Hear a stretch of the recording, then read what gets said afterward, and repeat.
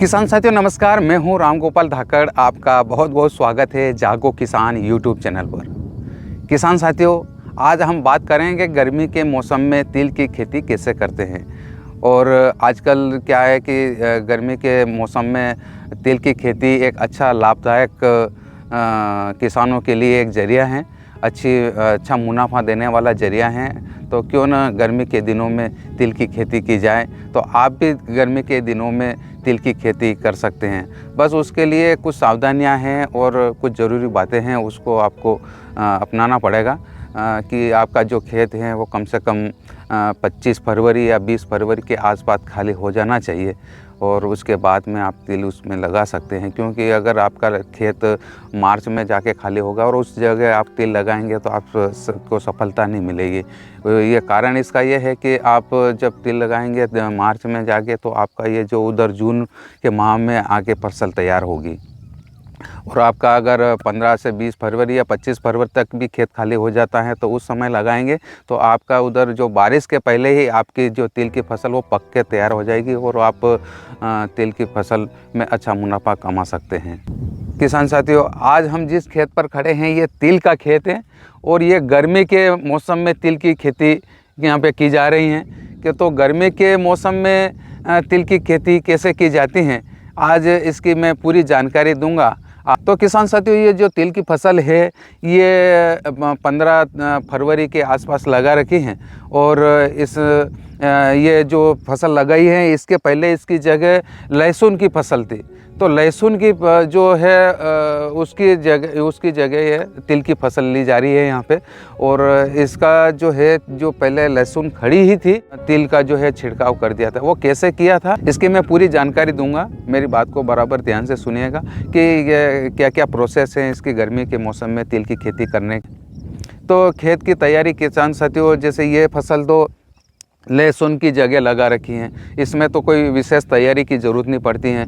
आपके जो लहसुन का जो पानी है वो 2 पानी सेंस बचता है, 2 पानी आपको लहसुन को देना रहता है, आखिरी जो 2 पानी उस समय आप तिल का छिड़काव इसमें कर सकते हैं लहसुन की फसल में।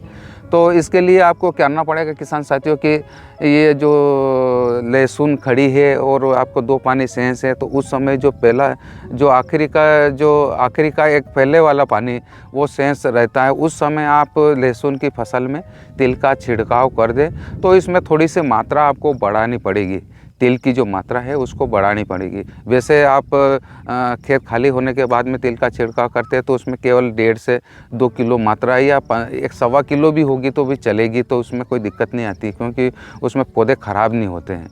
और इसमें क्या है कि जब ये लहसुन खड़ी थी तो इस समय लहसुन को उखाड़ा है तो उस समय भी इसके पौधे जो है वो नष्ट हो जाते हैं। तो आप इसमें कम से कम 3 से 4 किलो बीज की मात्रा का उपयोग कर सकते हैं और उसका छिड़काव कर दीजिए। और फिर जो लहसुन का जो आखिरी पानी के पहले वाला पानी है वो छोड़ दीजिए छिड़काव करके।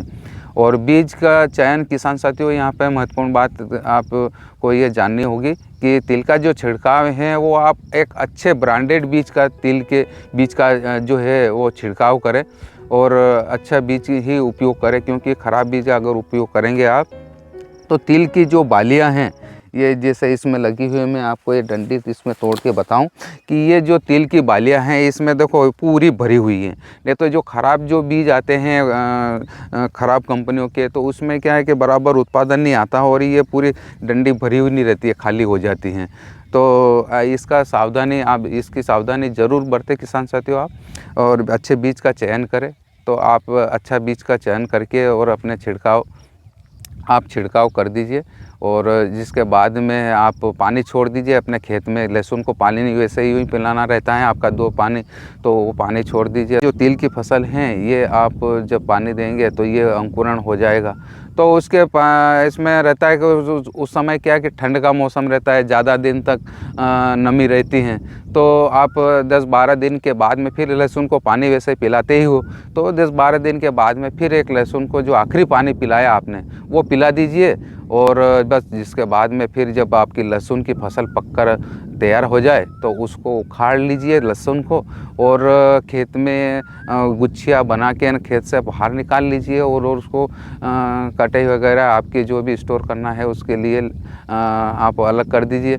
और जो तिल की जो फसल की बात कर रहे हैं हम, तो तिल की जो फसल है किसान साथियों, जो आपने 2 पानी पिला दिया है, तो अब आप लहसुन की फसल उखाड़ने के बाद में, और लहसुन की फसल उखाड़ने के बाद आप देख सकते हैं अपने उस तिल की फसल में कि किसान साथियों कि अगर खरपतवार अगर उगाए हैं तो उसको आप निंदाई गुड़ाई करवा के न उसमें आप उसको हटवा सकते हैं, बाहर करवा दीजिए, खेत अच्छा साफ़ सफाई करवा दीजिए। और तिल जो है आप उसमें अब तीसरा पानी की बात आई तो किसान साथियों अब आप तीसरा पानी भी आप दे सकते हैं उसमें। यही है, आप थोड़ा अगर खाद का उपयोग करना चाहें यहाँ पे तो खाद का उपयोग भी कर सकते हैं। और उसमें खाद की मात्रा में बोलूँगा किसान साथी हैं 20 किलो DAP और 5 किलो यूरिया के हिसाब से छिड़काव कर दीजिए अपनी तिल की फसल में, तो इसके लिए बढ़िया रहेगी, आपका खेत भी कमज़ोर नहीं होगा और तिल की फसल भी अच्छी पक कर तैयार हो जाएगी। और एक बात मैं यहाँ पर महत्वपूर्ण बोलना चाह रहा हूँ किसान साथियों कि आप जब तिल का छिड़काव करें तो तिल का छिड़काव करते समय आप इस बात का विशेष ध्यान रखें कि आप बीज का जो छिड़काव है वो पूरे खेत में समान मात्रा में करें। तो उसके लिए आपको क्या करना पड़ेगा कि आप जो लहसुन जो लगा रखी है आपने, उस लहसुन की जो क्यारियाँ हैं उसको गिन लीजिए और बीज की कितनी मात्रा है उसको आप उसमें डिवाइड कर दीजिए। मान लो जैसे 1.5 किलो बीज डालना है, यहाँ पे एक एवरेज बता रहा हूँ मैं, ये 1.5 किलो बीज डालना है 1 बीघे में, और आपकी अगर 10 क्यारियाँ हैं तो आप 150-150 ग्राम जो बीज की मात्रा है उसको डिवाइड करके और प्रत्येक क्यारी में 150-150 ग्राम बीज का छिड़काव कर देंगे ना तो इससे बढ़िया होगा, क्योंकि बीज जो है पूरे एक एक क्यारी में 150-150 ग्राम जा रहा है। अगर आप एक साथ में पूरे बर्तन में लेके ना छिड़काव करेंगे ना तो उस समय क्या होगा कि आपने आधे खेत में तो ज़्यादा बीज डाल दिया और आधे खेत में है तो बीज कम आया, तो उसमें पूरे खेत में पौधों की जो संख्या है वो बराबर रहेगी नहीं। जहाँ ज़्यादा मात्रा में अगर पौधे हैं तो वहाँ कमज़ोर होंगे और जहाँ संख्या कम है तो वहाँ उत्पादन कम आएगा। तो इस बात का विशेष ध्यान रखिए कि तिल का जो छिड़काव है किसान साथियों वो आप समान मात्रा में करें अपने खेत में। तो अब हम आगे बढ़ते हैं, इस बात को आगे बढ़ाते हैं और बात करते हैं जब आपने तीसरा पानी पिला दिया, खाद भी डाल दिया और निंदाई गुड़ाई भी करवा दी, अब जो है आपका जो चौथा पानी है किसान साथियों, वो चौथा पानी आप कम से कम 20-25 दिन के बाद में आप दे सकते हैं। और उस समय तो आपको अब खाद की देने की ज़रूरत नहीं है। अगर आपके खेत में कुछ खरपतवार अगर पहले रह गए हों, थोड़े छोटे थे ना, वो दिखे नहीं है निंदाई गुड़ाई करने वाले को, तो वो आप उसकी साफ़ सफाई करवा सकते हैं। और फिर ये तिल की फसल आपको अब पानी की पिलाने की ज़रूरत ही नहीं पड़ेगी। हाँ, यहाँ पे एक बात बोलना चाहूँगा किसान साथियों कि अगर आपकी तिल की जो फसल है वो ढलान की जगह है, जहाँ पे मिट्टी के नीचे मोरम ज़्यादा है, मिट्टी की मात्रा कम है, तो उस जगह अक्सर यह होता है कि गर्मी के मौसम में जगह ज़्यादा जल्दी सूख जाती हैं। तो ऐसी स्थिति में किसान साथियों, ऐसी विशेष परिस्थिति में आप अपने जो तिल की फसल को हो एक एक्स्ट्रा पानी दे सकते हैं। नहीं तो वैसे 4 या 5 पानी में मतलब तिल की फसल पककर तैयार हो जाती हैं। तो आप इस अपने खेत के हिसाब से अंदाज़ा लगा सकते हैं कि तिल की फसल अपनी यहाँ पे मोरम है कि नहीं है, कि मिट्टी ज़्यादा है, कि ज़्यादा मिट्टी होगी और समतल जगह होगी ना, उस समय उसमें गर्मी के मौसम में भी इतनी जल्दी खेत सूखता नहीं है, कम से कम 20 से 25 दिन तो लगते ही हैं। और ये अपने वहाँ के खेत के हिसाब से आप इसमें सुधार कर सकते हैं कि आपकी मोरम वाली जगह है कि मिट्टी वाली ज़्यादा जगह है कि, तो ऐसे करके आप पानी दे सकते हैं। और पानी का अंतराल भी आप कम से कम 20-25 दिन या महीना शुरू जो है आपके समतल खेत के ऊपर निर्भर करेगा। तो और ये आपने पानी पिला दिया। और किसान साथी जो मैंने बताई है और मेरे सामने जो खड़ी है फसल, ये जो फसल है ये लहसुन में लगा रखी थी और ये फसल जो है ये जून के जो पहले सप्ताह हैं, ये पहले सप्ताह में पककर तैयार हो जाएगी। यहाँ पे एक समस्या ये आती है किसान साथियों कि ये जो तिल की फसल है गर्मी के मौसम में, तो कभी कभी क्या होता है कि प्री मानसून बारिश भी हो जाती है। तो प्री मानसून बारिश की वजह से भी मतलब तिल की फसल लेट हो जाती हैं। तो क्योंकि आप लोगों ने पानी तो पिला दिया, आखिरी पानी भी कर दिया आप लोगों ने, जिसके बाद में अगर प्री मानसून बारिश हो गई तो फिर ये तिल की फसल थोड़ी लेट हो जाएगी। तो इसका भी विशेष ध्यान रखें कि पानी का मौसम हो रहा है, का पानी पिलाने वाले हैं तो आप थोड़ा सा रुक जाइए और इंतज़ार कर लीजिए कि अगर बारिश होती है तो आप पानी मत पिलाइए। क्योंकि आपके उधर दूसरी फसल लेनी है, क्योंकि आपको सोयाबीन की फसल या अन्य कोई फसल लेनी है तो तिल की फसल की जगह ही लेनी है। और अगर मानसून आ जाएगा और बारिश हो जाएगी तो फिर आपको दिक्कत आएगी उसको हकाई जोताई करने में, और फिर तिल की फसल को निकालने में बड़ी परेशानी होती है। अगर बारिश शुरू हो जाती है तो जब पककर तैयार हो जाती है ना फसल, उस समय बारिश हो जाती है तो बड़ी परेशानी होती है। तो इसलिए किसान साथियों इसका विशेष ध्यान रखें कि आप ज़्यादा पानी न पिलाएं, और ज़्यादा पानी पिलाने से कोई ज़्यादा उत्पादन बढ़ेगा नहीं, बाकी और परेशानियाँ ज़्यादा खड़ी होगी। तो इसलिए इस चीज़ का विशेष ध्यान रखें। और ये जो तिल की फसल खड़ी है किसान साथियों अभी देख रहे हैं आप, और ये जो है अभी भी इसमें कम से कम अभी 7-8 दिन हुए, अभी मानसूनी बारिश तो नहीं हुई पर प्री मानसून बारिश एक हो गई इसमें, और ये वापस थोड़ा सा हरापन में आ गया है। तो ये कुछ लेट होगा ज़रूर। तो ये जून के जो पहला सप्ताह है या दूसरे सप्ताह में तो निश्चित रूप से कटाई के लायक हो जाएगा ये तिल की फसल जो आप देख रहे हैं। और कटाई करने में किसान साथियों इसकी कटाई करने के बाद में थोड़ी थोड़ी इकट्ठी करके न उसमें छोटी छोटी गुच्छियाँ बना दीजिए, और आप छोटी छोटी गुच्छियों को इस खेत में मिला के, और 5-5 6-6 गुच्छियाँ जो है वो आप इसमें खड़ी कर सकते हैं।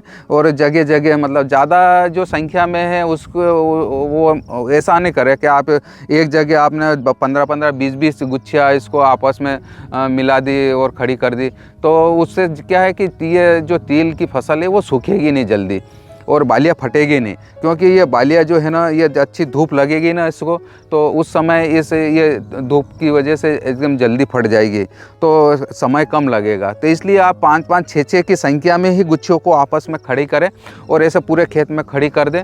और 5 से 6 दिन के बाद में किसान साथियों ये जो गुच्छियाँ हैं ये सूख कर तैयार हो जाएगी और फट जाएगी बाली। तो बाली जब फट जाए तो आप 5-6 दिन लगेंगे, ज़्यादा समय नहीं लगेगा।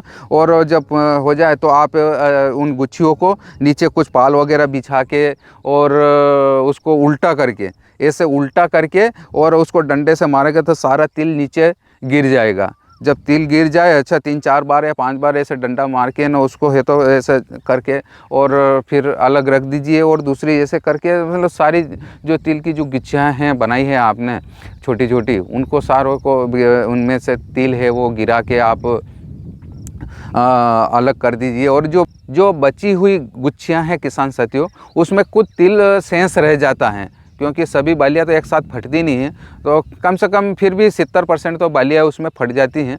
कुछ 30% बाली रहती हैं तो वो फटती नहीं है, थोड़ी सी उसमें क्या है वो बराबर पकी नहीं होती है, इसलिए इस कारण से वो फूटती नहीं है। तो उन गुच्छियों को वापस से तो थोड़ी संख्या बढ़ा सकते हैं, 6-7 थी आपकी तो उसकी जगह 10-12 भी कर सकते हैं, और 10-12 गुच्छियों को पूरे खेत में ऐसे अलग अलग जगह उनको खड़ा कर दीजिए वापस। और 3-4 दिन या उसमें ज़्यादा समय नहीं लगेगा, क्योंकि उसमें बालियाँ कम रही हैं फटने के लिए। तो 3-4 दिन के बाद में फिर आप उनको डबल उसका जो है वो उसका जो है उल्टी करके उसको डंडा मार के ना वापस सभी तिल गिरा के साफ़ सफाई करके न आप घर पे ले जा सकते हैं।